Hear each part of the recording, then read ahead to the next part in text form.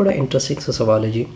8.4% book जो है उसमें टोटल कितने पेजेस आ रहे हैं?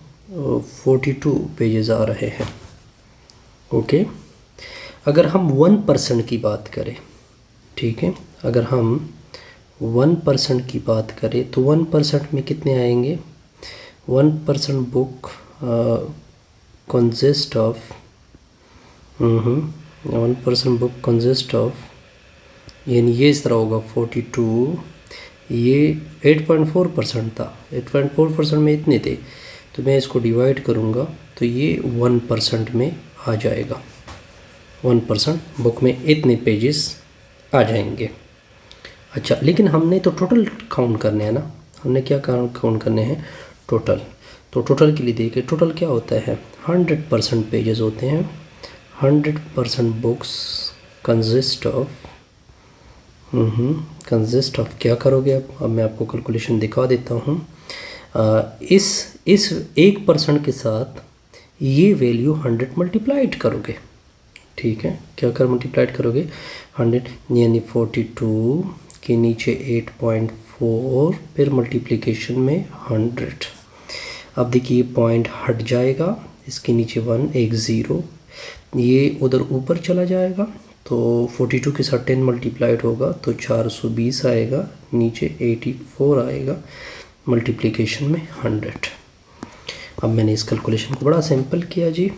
2 से डिवीज़न करते हैं जी, या इसके साथ एक डबल ज़ीरो हो जाएंगे, 42 के साथ तो और ज़ीरो बढ़ जाएंगे, नीचे 84 आएगा। तो 100% बुक, ये नहीं टोटल बुक की बात कर रहा हूँ, 100% बुक मतलब कंसिस्ट ऑफ पेजेस, इसकी बात हो रही है। तो अगर मैं इसको कट करूँ तो इसके क्या गया? 500 पेजेस आएंगे। कितने पेजेस आएंगे? 500 पेजेस। ये मैंने कटौती कीजिए। अब देखिए ये बड़ा सिंपल सा प्रॉब्लम है। देखिए, out of his total income Hamza spend 20% on house rent. Hamza एक लड़का है, वो अपने टोटल खर्च का 20% किसके ऊपर खर्च कर रहा है? यानी घर का किराया दे रहा है। इसके सोल्यूशन लेते हैं।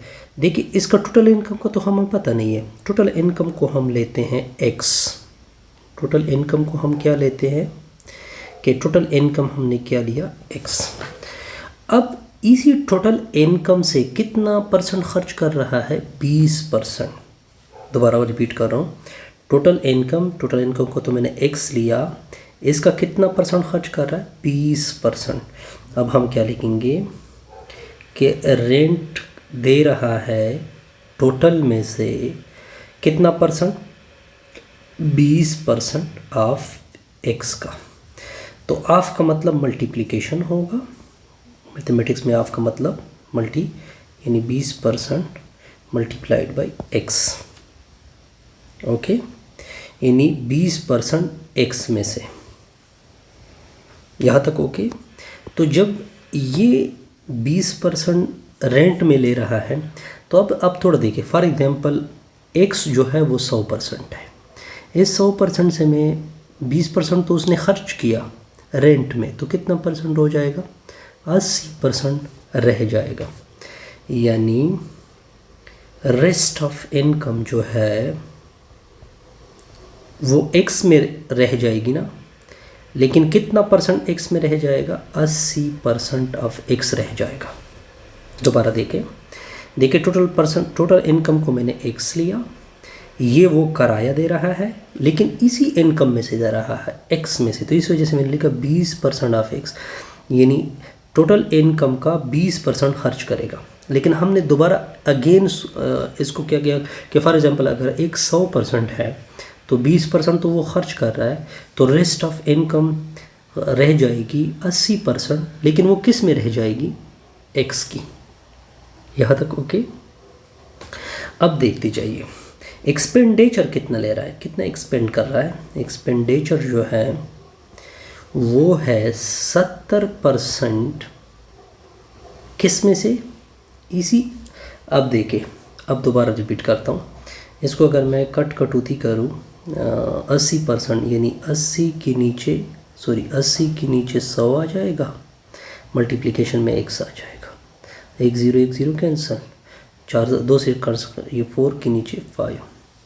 अब देखिए ये वो इनकम रह गई थी, अब ये इनकम इसी में से एक्सपेंडिचर लोगे, यानी 4x के नीचे 5। इसको मैं दोबारा रिपीट करूँ ताकि आपके लिए आसानी हो जाएगी।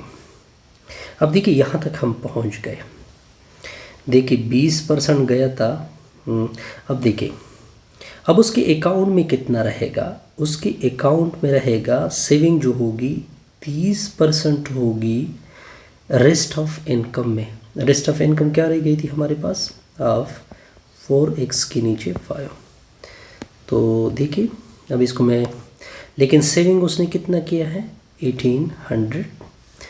30 ऑफ का मतलब क्या होगा, यानी मल्टीप्लिकेशन नीचे 100, ओके, ये 4x के नीचे 5 आएगा। 5 की 30 होता है, 25 दूनी 50 होता है, 50 दूनी 100 होता है, ये 3 हो जाएगा।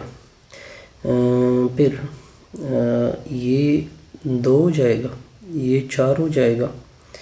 यानी अगर मैं x को काउंट कर दूँ तो x आपके सामने ये कुछ इस तरह से कटौती होगी, 7500 उसकी टोटल इनकम होगी। दोबारा देखिए इस क्वेश्चन को, मैं रिपीट करूँ। देखिए आपने क्या सोचना है जी, आपके पास टोटल इनकम x है, टोटल यानी टोटल TI मैंने यानी टोटल इनकम x ली। ये x आपके जहन में होगा 100% कि उसकी इनकम क्या है 100%। अभी उसने कुछ इसमें से खर्च नहीं किया है, लेकिन इस x में कितना, वो x का कितना हिस्सा खर्च कर देता है रेंट में 20%। ये किस में चला गया, रेंट में। अब हमारे जहन में ये रिमेनिंग इसी x में 20% अगर मैं 100 में से सब्ट्रैक्ट करूँ तो कितना परसेंट मेरे जहन में रह जाएगा, ये वो रिमेनिंग इनकम आ गई। ये रिमेनिंग इनकम आ गई लेकिन x की, ठीक हो गया। अब मैं इसी रिमेनिंग x को क्या करता हूँ, फाइंड करता हूँ, यानी 80% का मतलब 100 से डिवाइड ऑफ x का मतलब यानी मल्टीप्लिकेशन। इसको मैंने कटौती किया 4x के नीचे 5।